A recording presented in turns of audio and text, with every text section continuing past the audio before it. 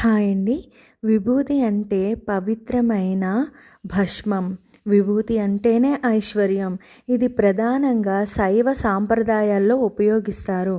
మనలోని అహంకారాన్ని నాశనం చేస్తుంది. ఈ విభూది ధారణ వల్ల మన తలరాతను కూడా మార్చగలము. విభూది భస్మం మన పాపాలను కాల్చేది. స్వచ్ఛమైన ఆవు పేడలో 16 రకాల సుగంధ ద్రవ్యాలు కలిపి పిడకలుగా చేసి ఎండబెట్టి పవిత్రమైన యజ్ఞంలో ఈ పిడకలను వేసి వచ్చిన బూడిదనే భస్మము విభూది అంటాము. ఈ విభూదిని 2 కనుబొమ్మల మధ్య పెట్టుకోవడం వల్ల ఆజ్ఞా చక్రం యాక్టివ్ అవుతుంది. పాజిటివ్ థాట్స్ వస్తాయి. జ్ఞానం కలుగుతుంది. విభూది రాసుకుంటే కష్టాలు పోతాయా? పోతాయి. ఎందుకంటే విభూది అంత స్వచ్ఛమైన పవిత్రమైనది.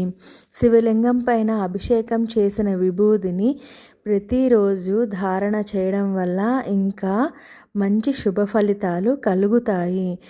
విభూదిని 3 అడ్డనామాలుగా అంటారు. దీన్నే త్రిపుండ్రం అంటారు. మొదటి గీత అహంకారాన్ని, రెండో గీత కర్మని, మూడో గీతను మాయను పోగొడుతుంది. ఈ 3 గీతలను ఋగ్వేదం, యజుర్వేదం, సామవేదం అని కూడా అంటారు. ఈ 3 గీతల్లో త్రిమూర్తులు కొలువై ఉంటారు. విభూతి పెట్టుకోవడం వల్ల మన శరీరంలోని ఉష్ణోగ్రతను అదుపు చేస్తుంది. ఈ త్రిపుండ్ర రహస్యంలోని 3 కాలాలు త్రిగుణాలకు కూడా ప్రతీకగా చెప్పవచ్చు.